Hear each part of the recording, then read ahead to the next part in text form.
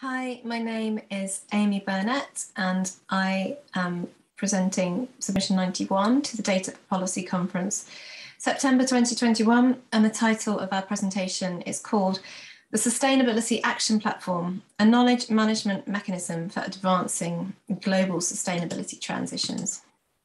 So it's split into two parts. The first is a summary of a paper of which I am a co-author, which is entitled Can Sustainability Knowledge Action Platforms Advance Multi-Level Sustainability Transitions?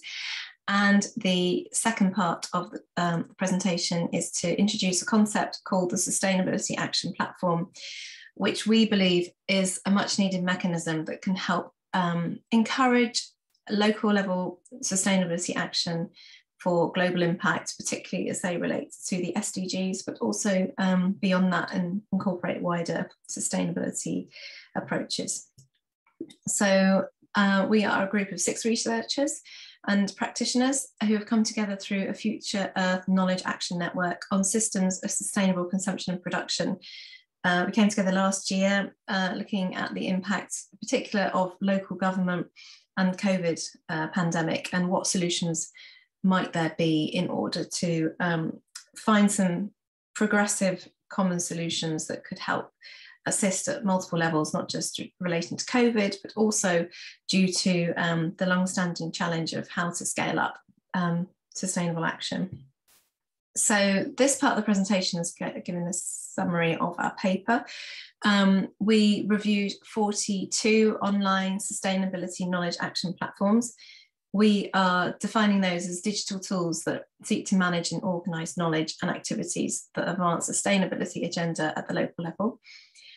We had 3 aims for our paper, which was to identify, categorise and assess these platforms, critically examine the role of them in meeting the SDGs, and also to take a proactive approach to trying to find some solutions to meet some of the shortfalls that we found in our paper. So we had 3 areas that we looked at via literature review, which was digital platforms, localization of the SDGs, and multi-level governance of sustainability transitions. We identified almost 200 platforms, but those we didn't manage to yet code all of them. We managed to code 58, and we have screened out some of those because they didn't quite meet the definition that we had set, or based on further analysis of some of the codes, we found that they didn't quite meet various other criteria. So we ended up meeting, we had 42 that we've assessed so far, which we did through a descriptive matrix in Excel earlier this year. So in summary on the digital platform literature, we found that there are different types of typologies that are out there on what constitutes a platform. We found that there is a digital economy, massive potential for it to help close knowledge gaps. Platforms can be used to help scale out and link different actors. It could help encourage social and environmental reporting against certification schemes, or if there were incentives that could be embedded through a platform, this could help create a virtuous cycle of positive sustainable action. However, there are key challenges in that platforms are often ill-defined. There's a lack of conceptual clarity on what they are. Sometimes they can end up reflecting vested interests. And the current phase of the digital sustainable platform is very much seems to be in an experimental phase. So the number of platforms that are being created every year is going up and up. It's yet to stabilize, but it's also that there is a massive proliferation of these platforms. And what we found is that a lot of them are not really speaking to each other. You know, it's almost like the scene is being crowded out through an offer of sustainability platforms. And actually what is needed is probably to look more to an orchestration type of approach where different platforms can help communicate. There could be interoperability between them to help maximize the information that they collect and share, and to have more of a kind of commons approach to it. Whereas at the moment, they are quite, they'll be quite siloed, they'll be working, maybe a particular organisation is backing it, or they relate to a particular policy, but there isn't much relationship between them. So that's one of the key issues that we want to try and explore through this presentation. So the second part of our literature review looked at the localization of the SDG agenda. As we know, the Sustainable Development Goals are a set of 17 goals. They have associated indicators. Some are global, national. There's also potential for local level, local government and communities and the business community to report on the SDGs if they wish. However, evidence is that the translation of the SDGs and their reporting at a local level has been low. And there is a risk that the SDGs can become more of a kind of seen as a compliance exercise. And there needs to be more of a kind of local bottom-up translation of agendas and priorities and indicator sets that actually meet the local level. So one option has been that there should be a data floor that could be common to different cities that might be wanting to report on the SDGs, but also allow for some kind of local flexibility in how that might happen. The next element of our literature review was the multi-level governance of sustainability transitions. And this is all very important because while there may be hope that various things and sustainable action can be translated from one place to another, the reality is often much more complex than that. You have different places, different people, different infrastructures, different digital technologies. You know, there could be a common approach, but how it happens could be completely different to somewhere in different contexts. So this kind of learning around how and why things happen in different places is also really important to incorporate into the reporting and the digital architecture of a sustainability action platform. So what we want to do now is to give a summary of some of the key things that we found in our research, which looked at different sustainability knowledge action platforms. So we saw that the most common keywords that were relating to their kind of mission statement of these platforms that we've assessed was generally related to solutions and knowledge sharing and cultivating action. So obviously that relates well to the topic of our study. So that's not particularly surprising, but in the next slide, we can look at other keywords that were important to them. 57.1% of platforms said that they had a global focus. So some maybe just focused on Latin America, some were particularly tied to European policies, so they didn't necessarily go beyond Europe. Only 1/3 of the sample explicitly targeted entities in the global south. Many of the platforms were free to use, but not all were able to kind of have an explicit focus on community or municipal level implementation of the SDGs. As I mentioned earlier, there's been an incremental and then exponential rise in the number of platforms that have been founded each year, which is expected to go up. But this could be resulting in a confusing online scene because you have the option of being engaged in multiple platforms and there isn't much synergy and consolidation between them. In terms of what SDGs were being addressed, you can see here that some of the more common ones were relating to energy, climate, cities, and working in partnership. And the ones that were less attended to were gender and water and the oceans. But generally there was quite a mix in terms of which SDGs were being addressed, although some wanted to address all of them, while some were just more explicit about particular topics. We coded for different features which we thought were either very innovative or were common trends among these platforms to see which were the most prominent. So a compendium, which was where people could log the initiatives, or maybe somebody in an organization was logging initiatives for them, so quite a top-down approach, but this would be kind of looking at best practice and where things happened, what kind of topic area. In terms of having a profile that users could have, this was common to about 60% of platforms, so people could kind of search for other members. Having a directory as well, This was something that where people could search for other people. That was less prominent. Having a forum where people could discuss ideas. So 40% of the platforms we assessed didn't have a forum. So there was kind of a feeling that, yes, there was an information exchange, but it wasn't as dynamic as it could be. That's also indicated by the fact that not many had a chat function. In terms of being able to assess and benchmark people in their sustainability journey, not a great deal of platforms had a self-assessment function, and while there could be a potential for indexing results in particular areas, potentially the SDGs, this also wasn't a common feature. We also looked at whether there could be a matching purpose where if you were really interested in a topic, say for instance in consumption, then that would help you find somebody who was also working in that area that would help support you in what you were doing.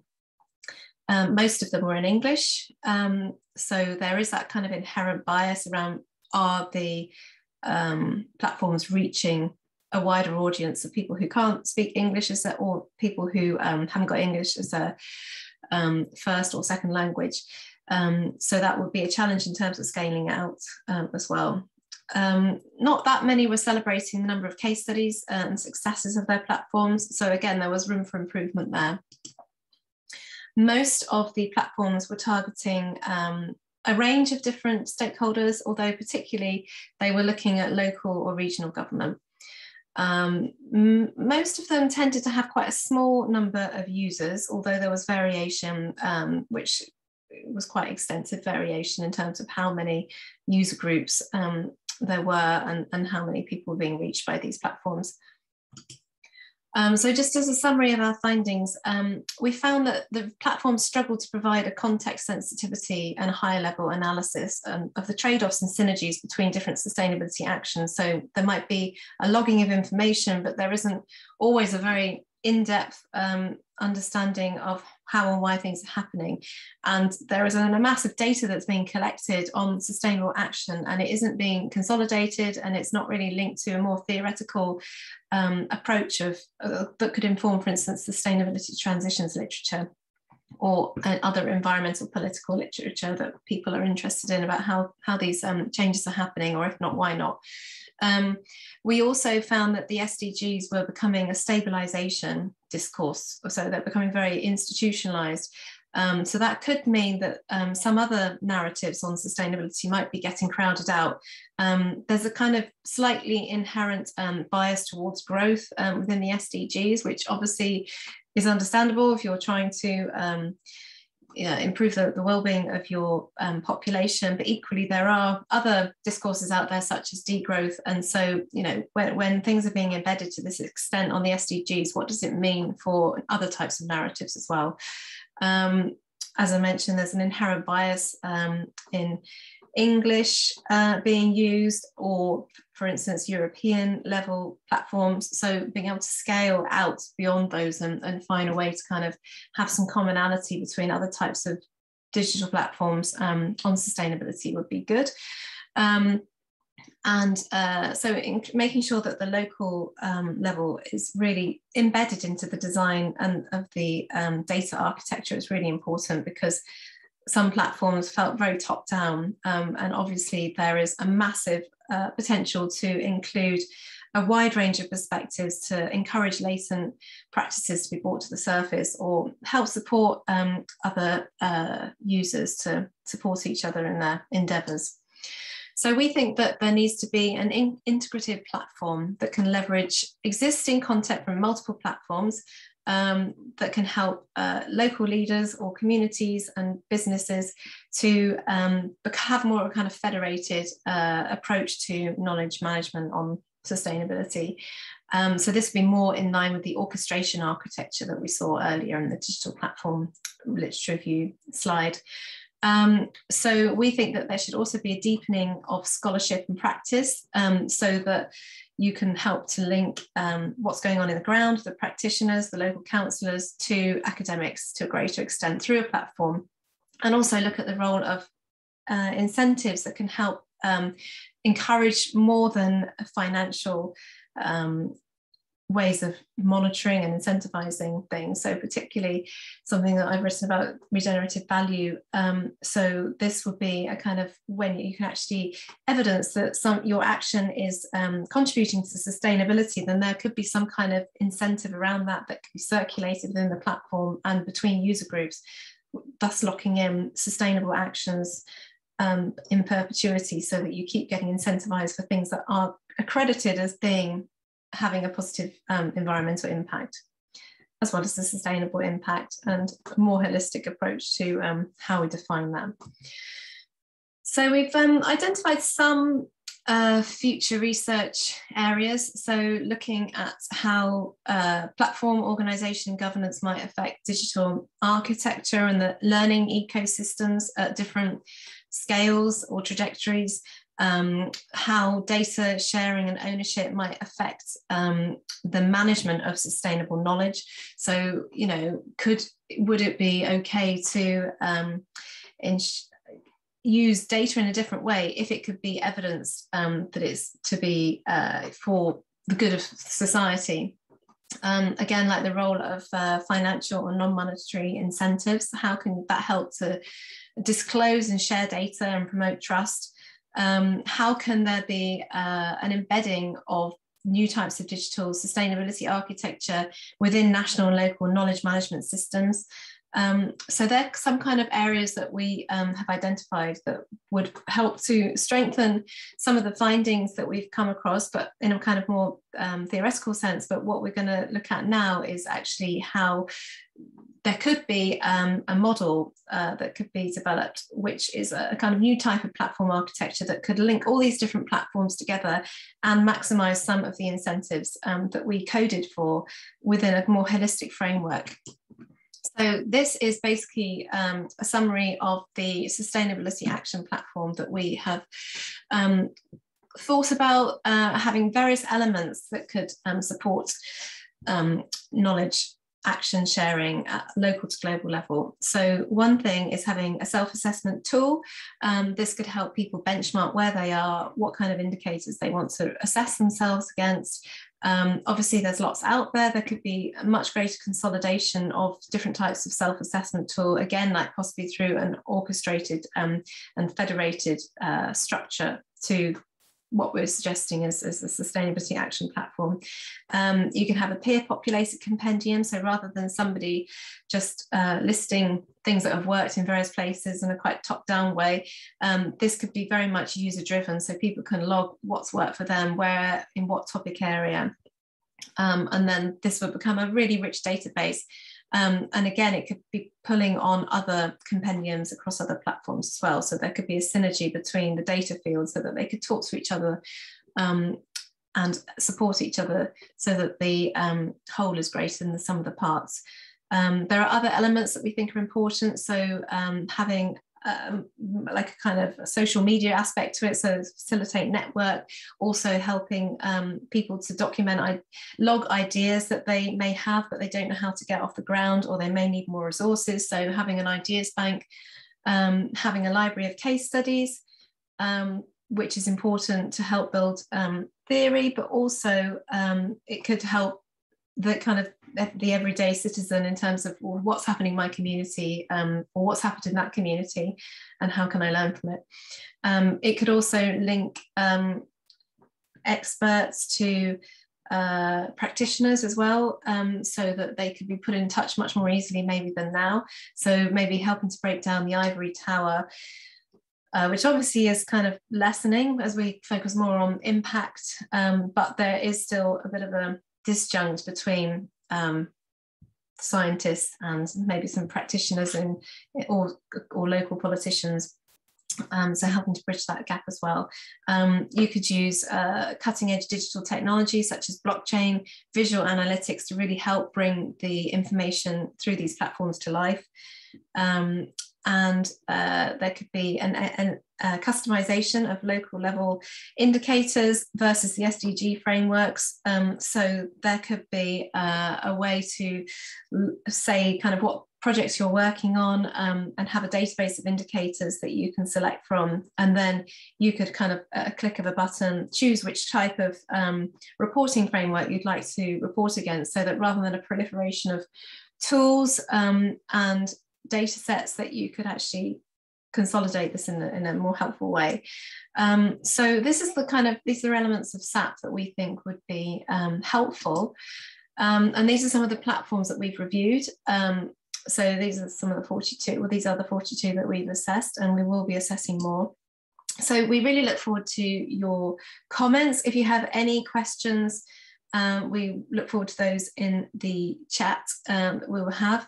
But please do get in touch. We are really keen to actively build this. So at the moment, it's just a concept, but we are really keen to see that this actually happens. And we know that there are other platforms out there, and we're really keen to work with them and contribute our ideas, because we think we've got lots of really rich ideas to help support a shared common agenda for improving the documentation and incentivizing knowledge action across the world. So thank you very much for your time, and I look forward to discussing this with you more.